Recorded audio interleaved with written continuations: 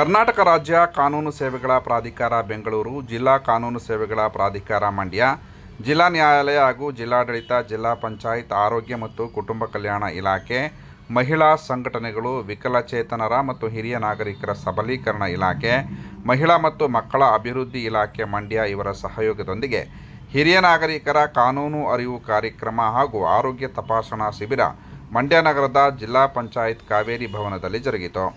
ಕಾರ್ಯಕ್ರಮವನ್ನು ಉಚ್ಚ ನ್ಯಾಯಾಲಯದ ವಿಶ್ರಾಂತ ನ್ಯಾಯಮೂರ್ತಿಗಳು ಹಾಗೂ ನಾಲ್ಸಾ ಅಧ್ಯಕ್ಷರಾದ ಆರ್. ಗುರುರಾಜನ್ ಉದ್ಘಾಟಿಸಿದರು. ನಂತರ ಮಾತನಾಡಿದವರು, ವಯಸ್ಸು ದೇಹಕ್ಕೆ ಆಗುತ್ತದೆ ಹೊರತು ಮನಸ್ಸಿಗೆ ಅಲ್ಲ.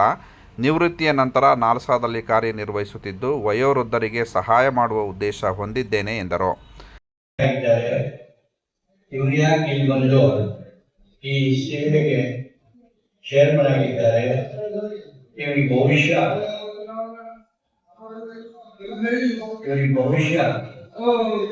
ಸರ್ಕಾರದಿಂದ ಸಂಬಳ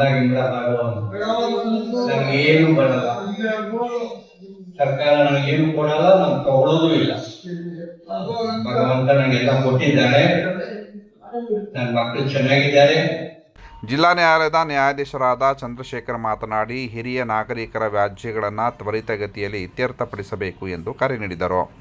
ಪ್ರಮುಖವಾದದ್ದು ವೃದ್ಧಾಪ್ಯ ವೇತನ, ಉಚಿತ ಹಾಗೂ ರಿಯಾಯಿತಿ ದರದಲ್ಲಿ ಆರೋಗ್ಯ ಸೇವೆಗಳು, ಹಿರಿಯ ನಾಗರಿಕರಿಗೆ ಗುರುತಿನ ಚೀಟಿ, ಇದಲ್ಲದೆ ಕಾನೂನು ಸೇವೆಗಳು. ಹಿರಿಯ ನಾಗರಿಕರು ಅಂತ ಹೇಳಿದ್ರೆ ಅವರು ಈ ದೇಶದ ಸಂಪತ್ತು, ನಮ್ಮೆಲ್ಲರಿಗೂ ಕೂಡ ಒಂದು ದೊಡ್ಡ ಆಸ್ತಿ ಅಂತ ಹೇಳಿ, ಅದರಲ್ಲಿ ಬಹಳ ಒಂದು ಅರ್ಥಪೂರ್ಣವಾದಂತ ಮೌಲ್ಯ ಅಡಗಿದೆ. ಇವತ್ತಿನ ಆಧುನಿಕತೆಯ ಸಮಾಜದಲ್ಲಿ ನಾವೆಲ್ಲರೂ ಕೂಡ ಎಲ್ಲ ಯುವ ಮನಸ್ಸುಗಳು ಆಧುನಿಕತೆಯಲ್ಲಿ ಹೊರಗಡೆ ಪಡೆಯುವಂತ ಧಾವಂತದಲ್ಲಿ ಎಲ್ಲೋ ಒಂದ್ ಕಡೆ ಒಳಗಿನ ಮೌಲ್ಯವನ್ನ, ಒಳಗಿನ ಬಾಂಧವ್ಯವನ್ನ, ಒಳಗಿನ ಸ್ನೇಹವನ್ನ, ಒಳಗಿನ ಮಮಕಾರವನ್ನ ಕಳ್ಕೊಳ್ತಾ ಇದ್ದೀವಿ. ಕಾನೂನು ಸೇವೆಗಳ ಪ್ರಾಧಿಕಾರದ ಅಧ್ಯಕ್ಷರಾದ ನ್ಯಾಯಮೂರ್ತಿ ಎಚ್. ಶಶಿಧರ್ ಶೆಟ್ಟಿ ಪ್ರಾಧಿಕಾರದಿಂದ ಹಿರಿಯ ನಾಗರಿಕರಿಗೆ ಸಿಗುವ ಪ್ರಯೋಜನಗಳ ಕುರಿತು ಉಪನ್ಯಾಸ ನೀಡಿದರು. ನಾವು ಜವಾಬ್ದಾರಿಯಿಂದ ನಮ್ಮ ಮಕ್ಕಳಿಗೆ ಸಂಸ್ಕಾರವನ್ನ ನಾವು ಕೊಟ್ರೆ, ಅವರನ್ನ ಒಳ್ಳೆಯ ನಾಗರಿಕರನ್ನಾಗಿ ಮಾಡಿದ್ರೆ ಖಂಡಿತ ಆ ಮಗು ಅದನ್ನ ಕಲ್ತ್ಕೊಳ್ಳುತ್ತೆ. ನಾವು ನಮ್ಮ ಅಪ್ಪ ಅಮ್ಮನನ್ನ ವೃದ್ಧಾಶ್ರಮಕ್ಕೆ ಸೇರಿಸಿ ಅದನ್ನ ನಮ್ಮ ಸಣ್ಣ ಮಗು ಇರ್ಬೋದು, ಅವನು ನೋಡಿರ್ತಾನಲ್ವಾ, ಸೊ ನೀವು ಅವನಿಂದ ಏನು ಅಪೇಕ್ಷೆ ಪಡ್ಬೋದು?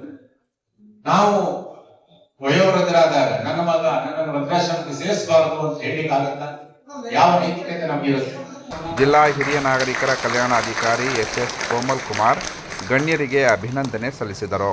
ವೇದಿಕೆಯಲ್ಲಿ ಜಿಲ್ಲಾಧಿಕಾರಿ ಕುಮಾರ್, ನ್ಯಾಯಾಧೀಶರಾದ ಶಶಿಧರ್ ಶೆಟ್ಟಿ, ಆನಂದ್, ಮಹಿಳಾ ಮತ್ತು ಮಕ್ಕಳ ಕಲ್ಯಾಣ ಇಲಾಖೆಯ ಉಪನಿರ್ದೇಶಕರಾದ ಶ್ರೀಮತಿ ಗೀತಾ, ಡಿಎಚ್ಒ ಡಾಕ್ಟರ್ ಬೆಟ್ಟಸ್ವಾಮಿ, ವಕೀಲರ ಸಂಘದ ಅಧ್ಯಕ್ಷ ಸತ್ಯಾನಂದ ಸೇರಿದಂತೆ ಹಲವರು ಉಪಸ್ಥಿತರಿದ್ದರು.